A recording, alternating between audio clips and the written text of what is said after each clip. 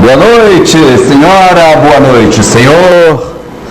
Uma honra ter este cenário, estes companheiros, estes convidados para dividir com a comunidade maranhense um pouco do pensamento das pessoas que fazem a evolução da nossa comunidade.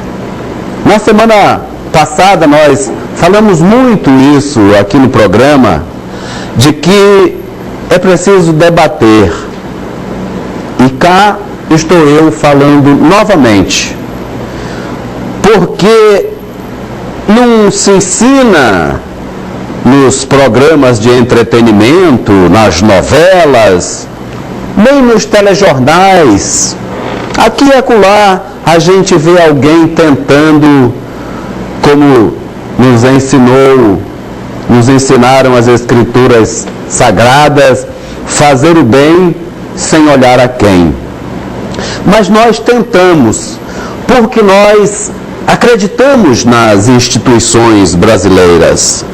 Quando nós reclamamos que não é bom haver criminosos nas nossas instituições, no Exército, por exemplo, nós não estamos falando mal das instituições, até porque as instituições, elas são teóricas, elas não existem, elas só existem porque existem as pessoas. O Estado, ele só faz sentido quando a gente se lembra que ele é composto de pessoas.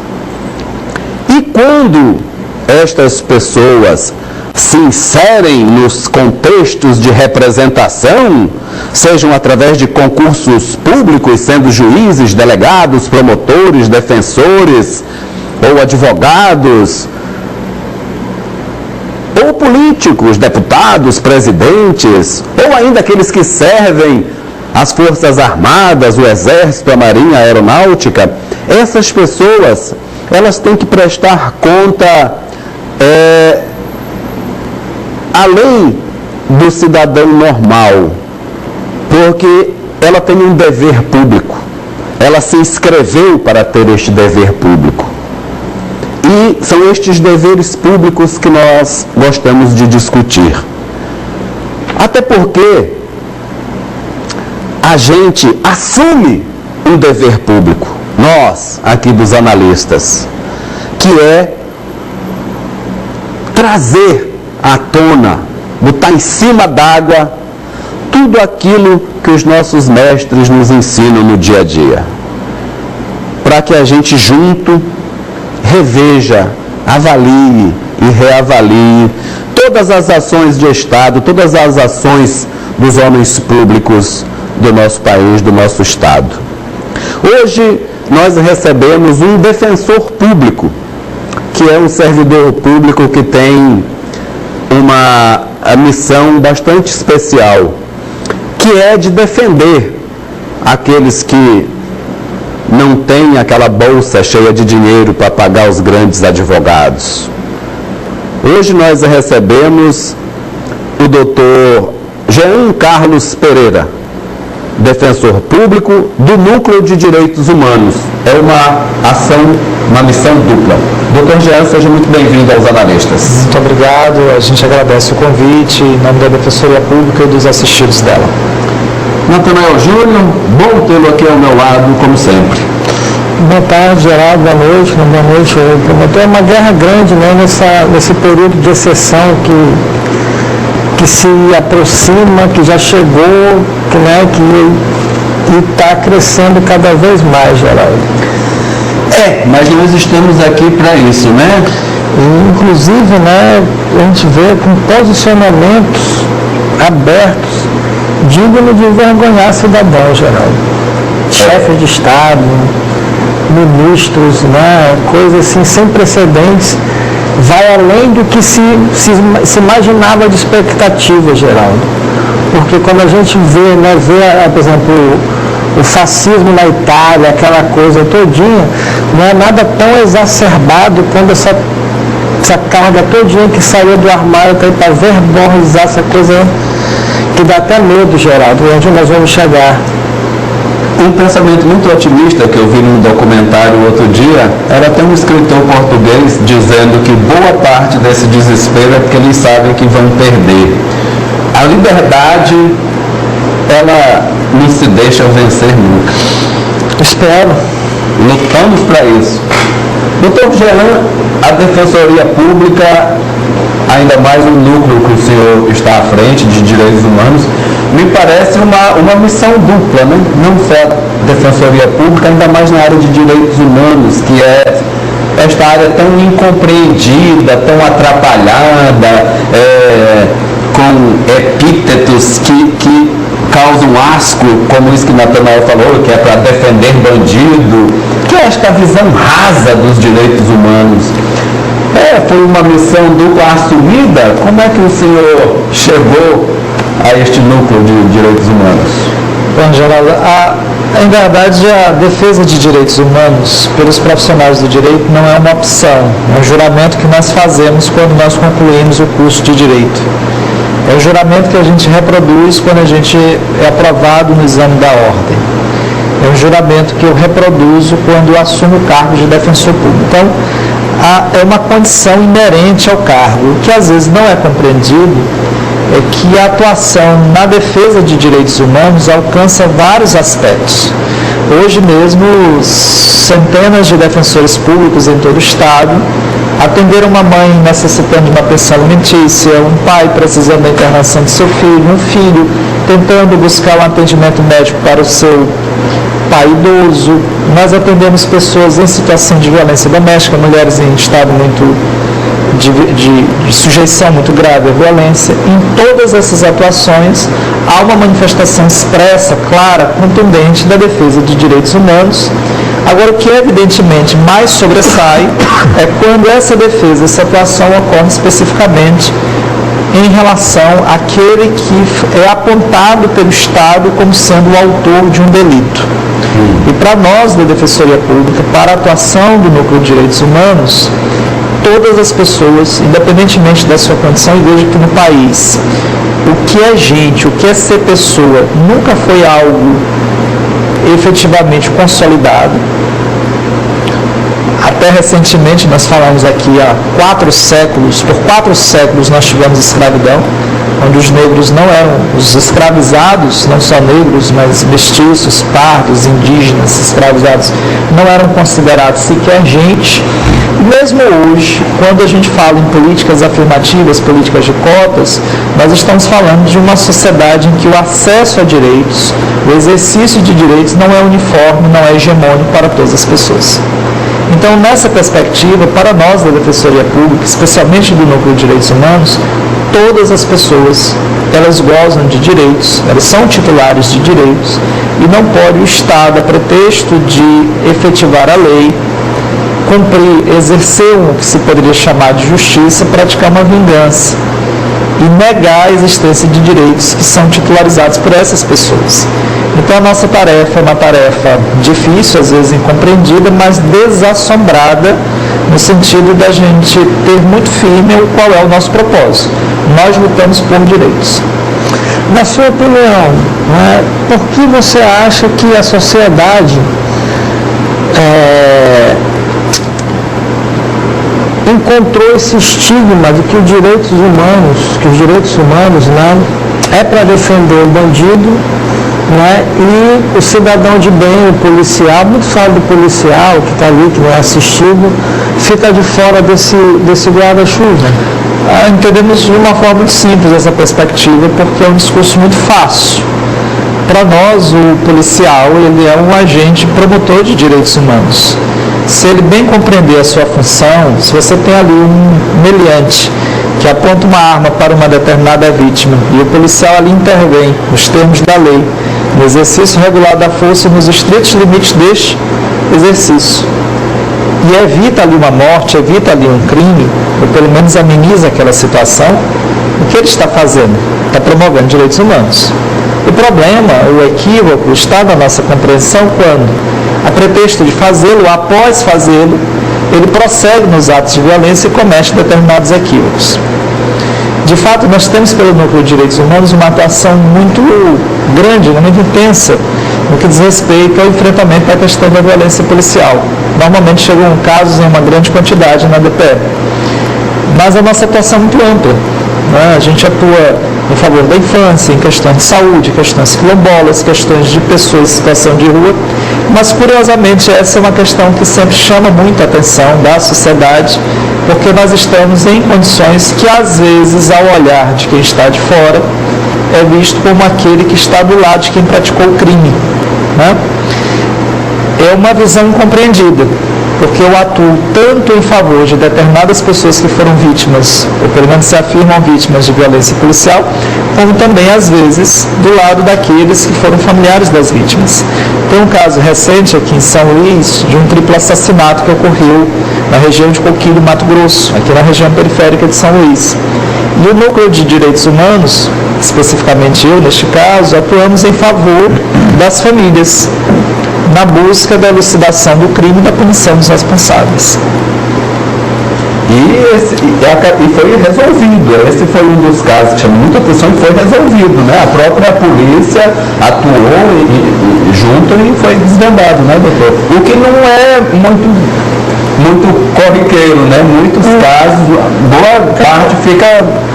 O problema, né, Geraldo, é que se fala muito em civilização e a gente, quando parte para essa relação de crimes, né, da marginalidade que cerca ali a sociedade, a gente acaba cometendo, né, pensamentos de barbárie, da época medieval ali, de linchamentos, né, de fazer a justiça com as próprias mãos. Chega muito nesse sentido, porque assim, é o que é tangível ali para a sociedade, é a vontade, a gana de fazer justiça com as próprias mãos, e no meio disso tudo tem os direitos humanos ali que está preservando vidas, né? Que está tentando recuperar vidas. Nesse aspecto, doutor, assim, fica muito difícil trabalhar com esse estigma ou consegue superar, sabe, um pouco dessa bolha ali? A superação dos casos de lixamento demarca, na verdade, o surgimento da sociedade civil do Estado no formato que nós conhecemos hoje, como você bem colocou. É um patamar civilizatório que se alcança quando se supera o lixamento. Infelizmente, o Maranhão, São Luís, inclusive, tem um dos piores registros em termos de quantidade de casos de lixamento. Agora veja que situação curiosa. Na maior parte dos linchamentos, quem evita a morte da pessoa que estava sendo linchada é um policial. É um policial. Ou eu vou dizer que esse policial é um defensor de bandido, ou eu vou reconhecer que ele ali cumpre a sua função e promove vidas, defende direitos. Ele não está com isso, ao preservar a vida daquela pessoa, dizendo que ela tem que cometer crimes, nem estimulá-las a isso. Imagine que quando uma pessoa que cometeu um crime chega com um tiro no peito no hospital, o médico não vai dizer para ela, ao salvar a vida, que com isso ele está estimulando que ela continue praticando delitos. Ele está dizendo, estou preservando a sua vida, o que você vai fazer dela, você vai responder perante a sociedade e as autoridades. Assim também nós procedemos. Nós atuamos para preservar vidas, assim como o policial que normalmente age quando evita o lixamento. Não é uma tarefa fácil, não é.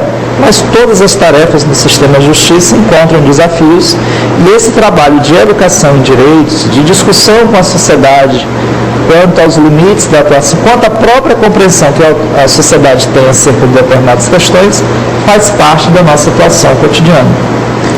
A gente faz a nossa primeira parada e volta já já com o Dr. Jean Carlos.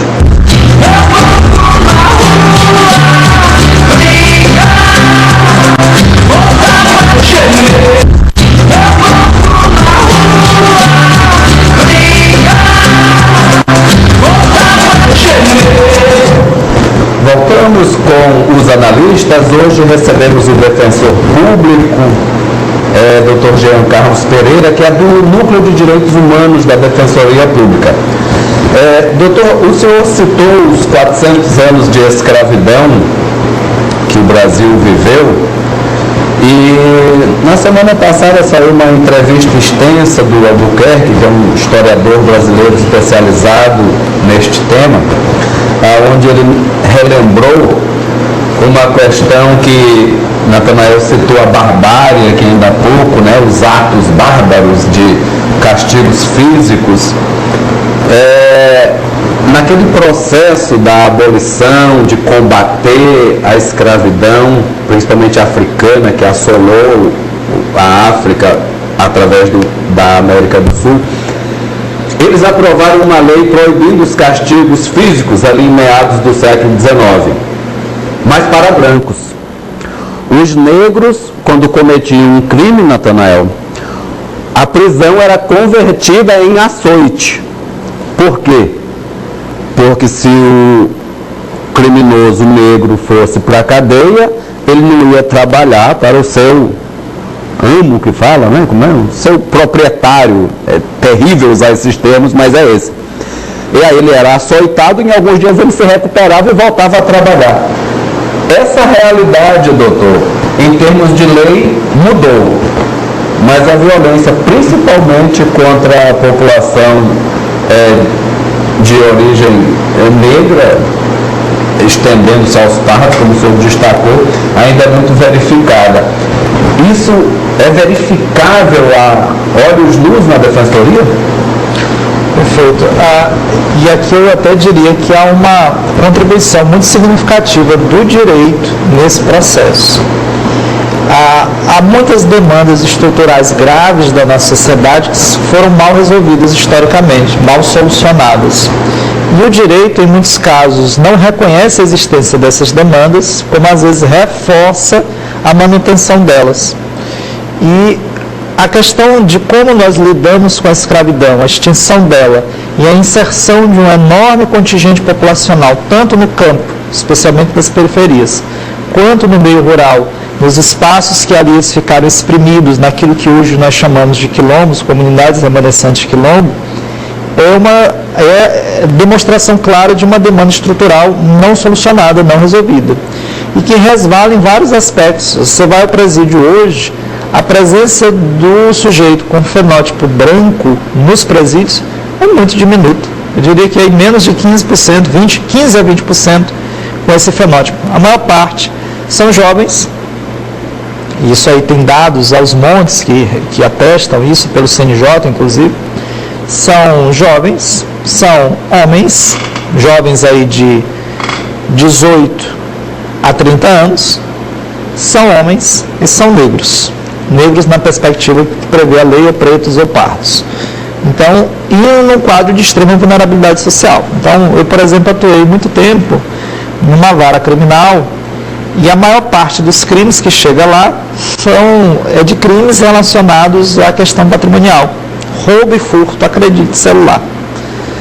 Basta você imaginar que uma pessoa que tem uma boa formação, tem uma formação familiar sólida, não estou falando de uma condição financeira avantajada, basta ter uma boa formação familiar e de conhecimento, de educação formal, ela não vai arriscar trocar sua vida, manchar sua história, sua vida por conta de um celular.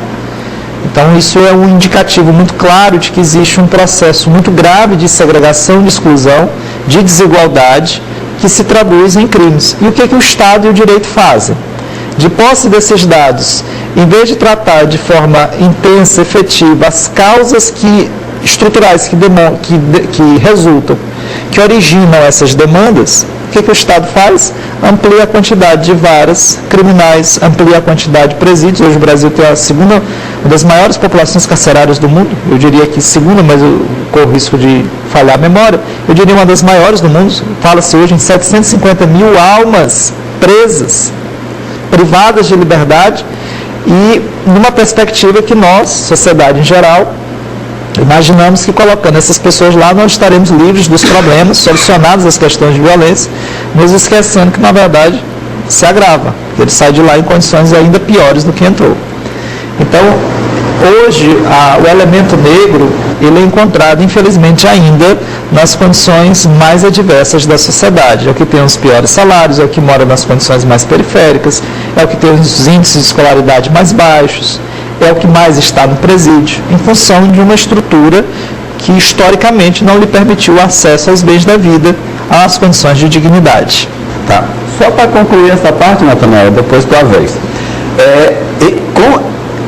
com extensão ainda de reflexo da escravatura, doutor, havia um projeto lá ainda no Império, depois na República, que foi um ano depois da libertação, que previa fazer distribuição de terra para os negros como forma de incluí-los. E este projeto foi vencido e libertaram as pessoas em condições de escravatura ao léu.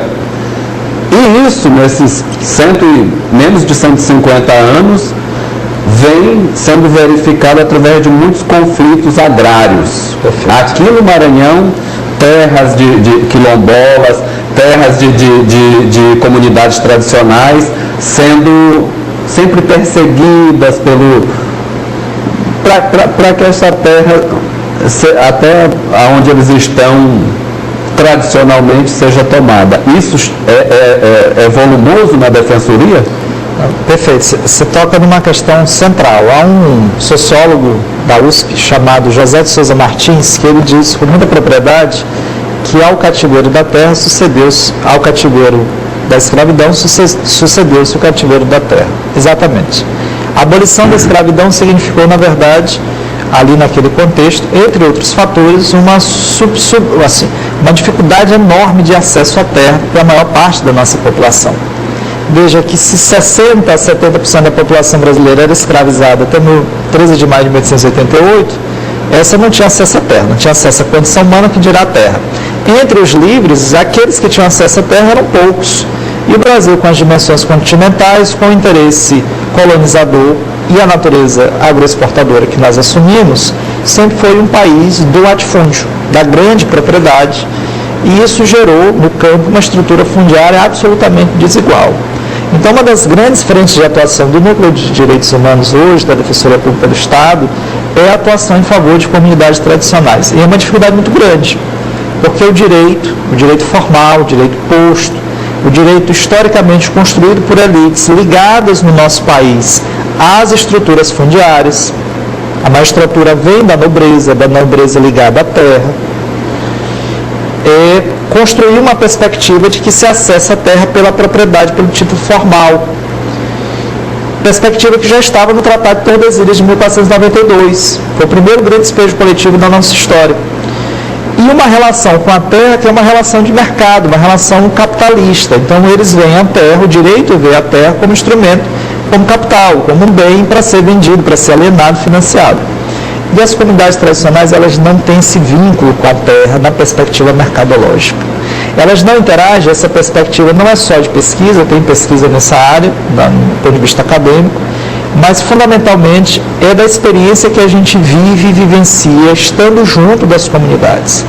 A gente visita, conversa com as comunidades, está junto delas, e o que a gente percebe doutor, a terra para mim não é possível que me pertença, ela não pode ser minha, porque eu pertenço a ela.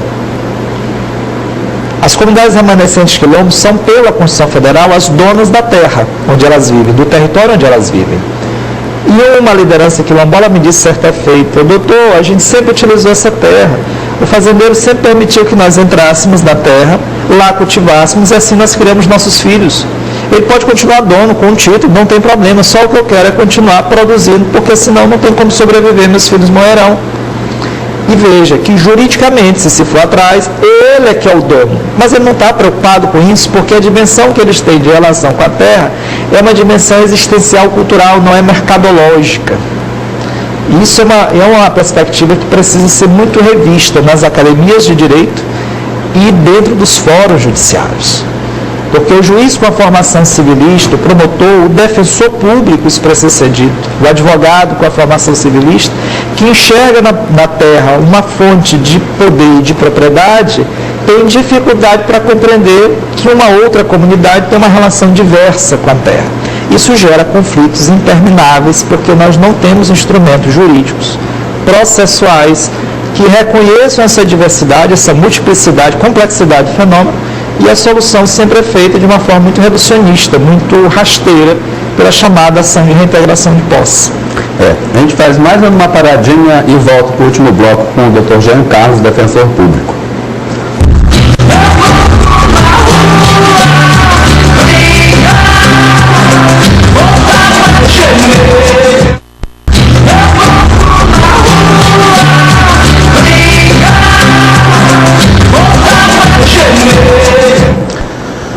Estamos aqui com os analistas. Hoje recebemos o defensor público Jean Carlos Nunes Pereira, que é do Núcleo de Direitos Humanos da Defensoria. Nathanael.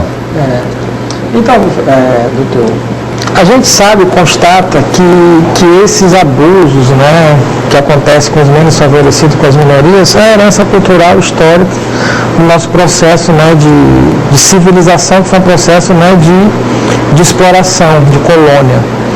Isso veio através do século, do tempo, né, e continua até hoje de uma forma menos explícita, mas que é latente ali o preconceito, né, com os menos favorecidos, com as minorias do nosso estado, do nosso país. Tem um caso interessante também, Geraldo, de história, né, que antigamente, ali na década de 40, se não me engano, na década de 30, o leprosário, quando era chamado, ficava atrás do cemitério ali do Gavião. Né, e as pessoas com a doença, né, que transitavam pelas ruas ali do bairro, eram agredidas e até mortas, né? Por conta de, chegou até uma intervenção do governo federal na época estadual, foi aí que obrigaram e fizeram um leprosário lá na área do Itaquibacanga, ali na praia ali do Bonfim, né? Aí a coisa se confunde no ato, porque assim, o cidadão que se diz comum de bem, né, branco ou o abastado, bem de vida, classe média, olha para o cidadão de minoria já com preconceito, né, e de certa forma com direito até de ofender, de menosprezar. Esse trabalho todo, né, não deve ser na contramão disso tudo, de conscientizar a população, né, que o tratamento não é esse, que o tratamento, sabe, deve ser igualitário. Perfeito. Hannah Arendt diz que a condição humana, que nos torna humanos, é o fato de que todos nós vivemos juntos. Essa é a condição fundamental. Nós vivemos juntos. Se nós vivemos juntos, é do exercício da cidadania, da vida em sociedade, aprender a lidar com o outro, com a sua diferença, com a sua especificidade. Aqui eu me recordo de Saramago, quando ele dizia que a justiça, o direito, a condição humana fundamental é feita pelo fato de eu ter o direito de ser aquilo que eu quero ser. O direito a ser que cada ser humano assiste. Eu quero ser o que eu sou e pronto.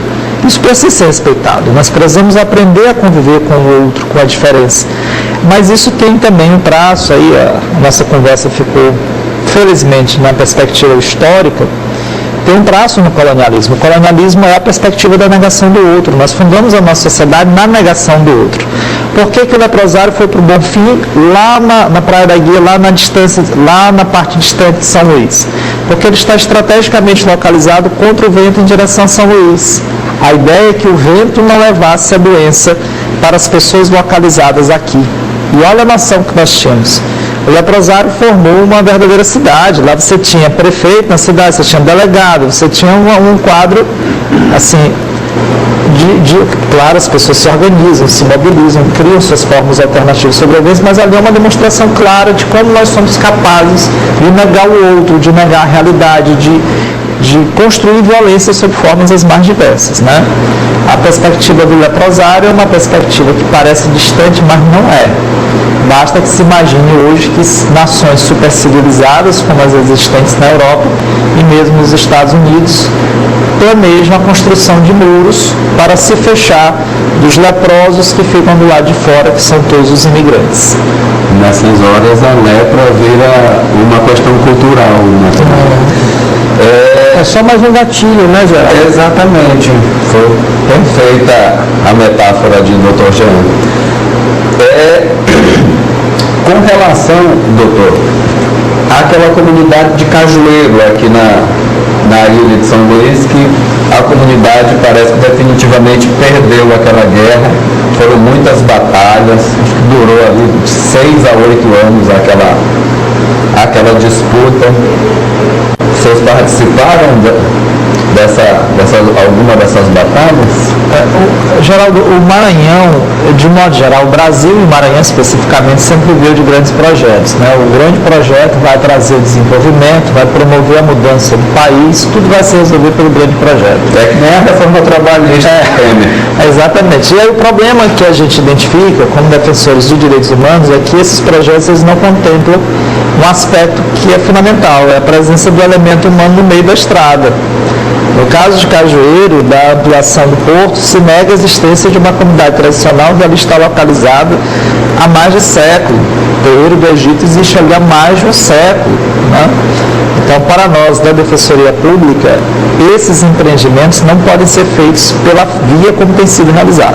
Então, a nossa atuação nunca foi contra o empreendimento. Claro. Nunca foi contra, isso é uma questão sutil, porque às vezes vem um discurso, vocês estão contra o desenvolvimento, contra o progresso, é muito dinheiro que virá. Mas a que preço? A que custo? Quem vai sofrer as consequências disso? Essa é uma preocupação que nós temos. Vai sobrar um pouco de dinheiro para nós? Exatamente. E para aqueles que são imediatamente atingidos, como é que fica a situação dessas comunidades? E nós da Defensoria temos, salvo engano, 4 ações judiciais tramitando. Atuamos aí no núcleo de moradia e o meu núcleo, o núcleo de direitos humanos, e uma medida cautelar que está na Comissão Interamericana de Direitos Humanos, discutindo exatamente a realização deste empreendimento com os impactos que ele gerou para a comunidade, sem que esses impactos fossem adequadamente dimensionados, mitigados e ou compensados. Um outro problema que é até frequente esse, e um pouco mais novo, vem se passando na Baixada, foi até um projeto criado, se eu não me engano, em Pinheiro, envolve a região toda, para conter animais. Segundo eles, o projeto é para conter os diques da Baixada. Não é os diques. Eles querem fazer cercas nas propriedades e vocês estão atuando nesse sentido também, né, doutor? Segundo eu li a declaração sua, que isso é uma desculpa para cercar as terras. Nós entendemos que a defesa da vida, a campanha que foi criada em Pinheiro, o movimento que se realizou lá na região em defesa da vida é um movimento legítimo. Quando se busca tirar das rodovias os animais, aí não só os búfalos, é preciso que se diga que nas rodovias maranhense brasileiras não tem só búfalo, tem jumento, tem cavalo, tem boi comum. A retirada desses animais a gente avalia como salutar. O que nós não admitimos, nós da Defensoria Pública, é que as áreas que são públicas, os campos alagados da Baixada, os campos que se tornaram áreas de proteção ambiental, que são nacionalmente conhecidos, que secam durante a vazante e enchem durante o período chuvoso, essas áreas são públicas. Comunidades tradicionais, camponesas, pescadores, quilombolas, indígenas se valem desta água para beber, para o lazer, para consumo de peixes. Essas comunidades não podem ficar privadas dos bens mais elementares para a vida, como água e alimento. E na prática, o que tem acontecido? Pessoas que se dizem proprietárias cercam essas áreas, eletrificam essas cercas. O Estado do Maranhão já realizou 2 grandes operações em 2016, salvo engano, 2017. Tirou mais de 40 quilômetros de cerca. Tiramos no dia seguinte, a cerca está de volta no lugar. E mesmo a quantidade tirada, ela nem de longe alcança toda a dimensão, porque a Baixada também é grande. Então, nós minutamos uma ação civil pública, essa ação deve ser ajuizada nesta semana, provavelmente esta semana, talvez com a participação da UAB, que já manifestou adesão, para obrigar o Estado e aqueles que colocaram as cercas a tirar essas cercas de lá e indenizar as comunidades que estão privadas daquilo que é mais elementar para a vida, água e alimento.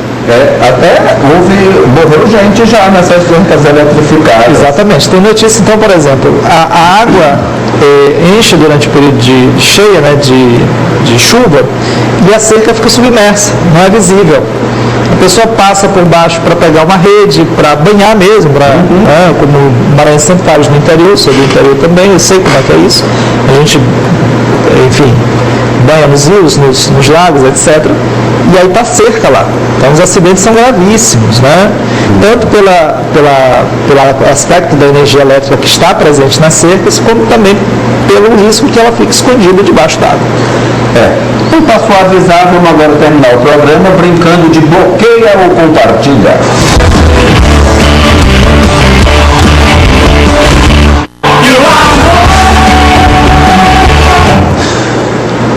Muito bem, vamos lá colocar aí as pessoinhas para o Dr. Jean Carlos avaliar. Bota primeiro.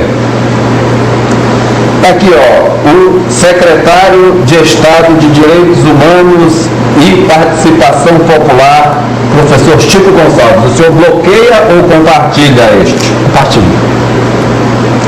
Devo comentar também? Pode, à vontade. Eu tenho na Secretaria de Estado de Direitos Humanos hoje uma referência de uma atuação sem precedentes na história do Estado em termos da afirmação de direitos humanos. Tem problemas, evidentemente, como toda política pública, mas eu tenho no secretário Francisco Gonçalves uma pessoa não só da academia, mas da militância de direitos humanos, que tem trazido uma contribuição importante para o nosso Estado. Muito bem. Segundo nome. Na outra ponta da cadeia produtiva, nós temos o secretário de Segurança Pública, Jefferson Portela. Bloqueia ou compartilha? Compartilho também. Compartilho, eu acho que a Secretaria de Segurança ela abriu um diálogo hoje com os movimentos sociais e com aqueles que atuam no campo de direitos humanos. Nos últimos anos, nós tivemos uma elevação muito grande dos casos de violência policial, também em função de um processo de crescimento da violência, mas a gente tem conseguido, pelo menos hoje, dialogar com a Secretaria de Estado de Segurança, que nós não tínhamos antes, pelo menos não dessa forma hoje.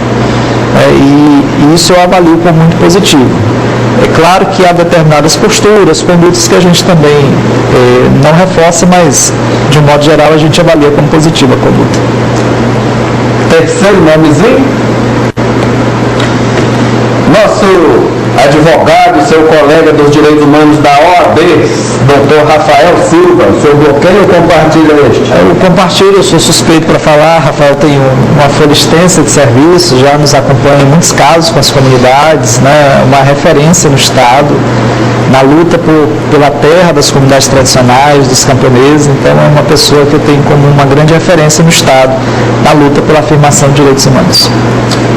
Para finalizar, vamos ver se tem alguma bomba aí. Não tem nenhuma bomba, mas tem o ministro da Justiça, Sérgio Moro. O senhor bloqueia ou compartilha isso?